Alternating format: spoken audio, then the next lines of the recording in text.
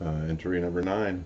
Um, so I left off just pretty much arriving at the facility at the beaches.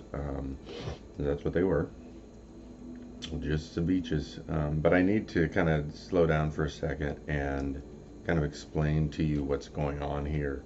Um, I did set up some cue cards that I was supposed to have used on the last video and failed miserably. Um, you know,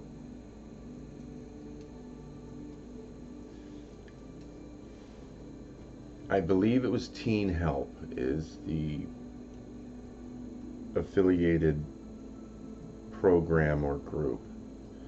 Um, they had a series of adolescent behavioral modification facilities. Um, Tranquility Bay was in Jamaica. I think Deer Creek Lodge or something was in Montana, possibly Utah. There were a couple of facilities in the States. Um, but there was Jamaica, Tranquility Bay, and there was Western Samoa, which was Paradise Cove. And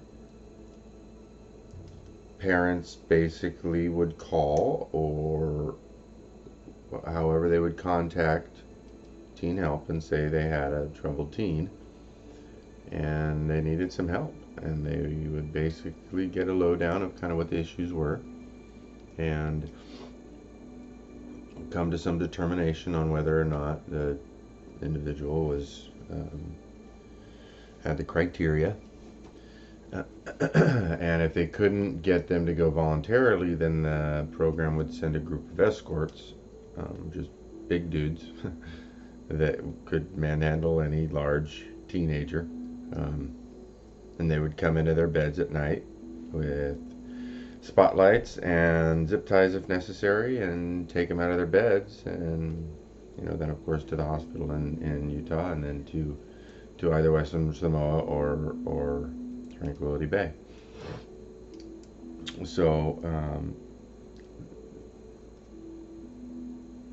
this was a very expensive place. None of the kids that I was there with came from poverty-stricken homes, so to speak. They were definitely children with money, and I think a lot of the issues with those kids were just that.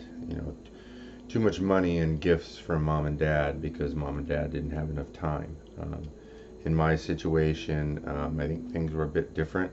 We certainly weren't rich when I was growing up. My mother was a nurse. My stepdad was a teacher. Um, we had a maybe a little above modest home. My stepdad was a carpenter for many years of his life, so he built us a very nice home. And when you do things yourself, you can do it pretty cheap. So, that being said, I'm not sure of the financial situation with my mother and how I ended up going, but I did. Um, anyway, um,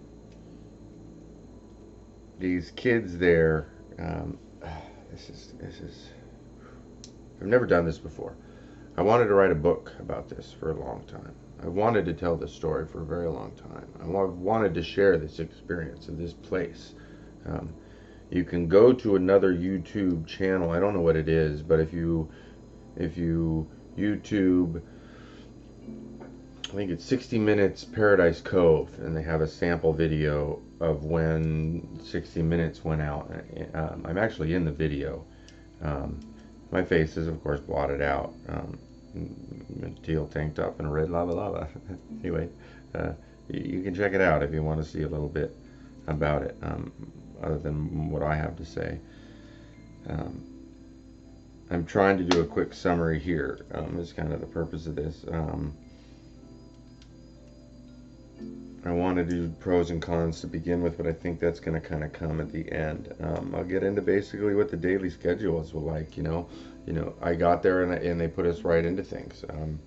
We had a strict schedule that we ran every single day. It included stuff in the mornings, like eating, obviously, and showering. Now, showering was gravity-driven water from a huge tank up at the top of the hill.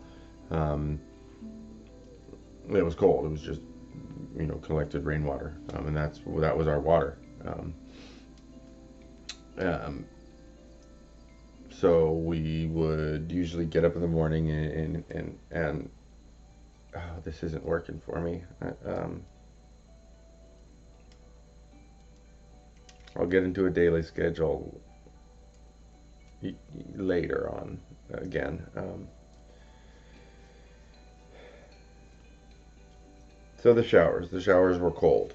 Um, Sleeping, we were given Samoan mats, which were woven out of, I believe, palm fronds, and then whatever sleeping bag. I think we got sleeping bag, pillow, and like camping mat was what was on our list of stuff to sleep on, or to bring, and that's what we got to sleep on.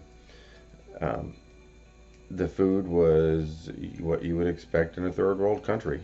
The kitchen was tin roof with a regular range you might find in a 1990s home. Um, Wood counters and no real door. Nothing had glass windows. It was all just metal chicken wire, not chicken wire, the smaller square stuff. I don't know what you call it. Screen. Shutter doors with latches, windows with latches, and that was the kitchen. I mean, it was, the water was the same. We did get drinking water that came down in jugs. They were just refilled, um, 5-gallon, like, turn them over in the water dispenser jugs.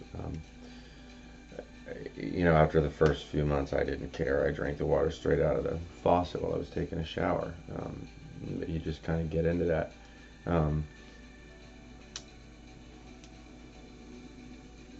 I didn't see regular milk for a long time. We got the long shelf life. It was Anchor brand or something like that. It was disgusting right out of the carton because it was always warm. Um, every once in a while, they'd put a few boxes in the freezer and they'd give them to us with our meals, and it made it a little bit better. The sugar, that we did often have access to things like sugar, white pepper, no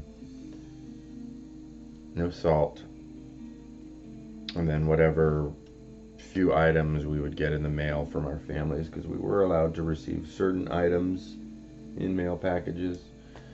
A common one was like seasoning salt was a big one. That was gold. Soap, bar soap was absolute gold. I'll get into bar soap later on. But the food was, it kept us alive.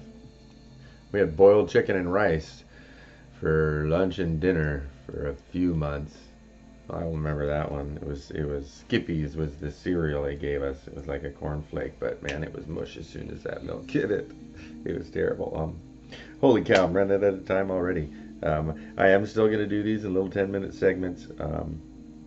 So the first few here, I'm just going to explain a little bit about what, I'm going to try to keep this organized. It's, again, I've wanted to tell this story about this place for a long time. I've tried to write it, with pencil and typing it. I'm a terrible typer. I even bought myself one of those friggin' Dragon headset talking to it for you.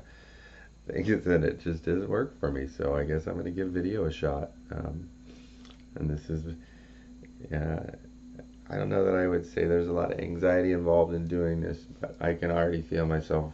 I'm a very emotional person. I cry at sappy movies, and that's okay. I'm proud of that. My dad does too. He told me recently. But this is a rough story for me, and so bear with me. Try to follow along as best you can. I'll do my best to try and keep things organized as I can. And I'll see you again here shortly.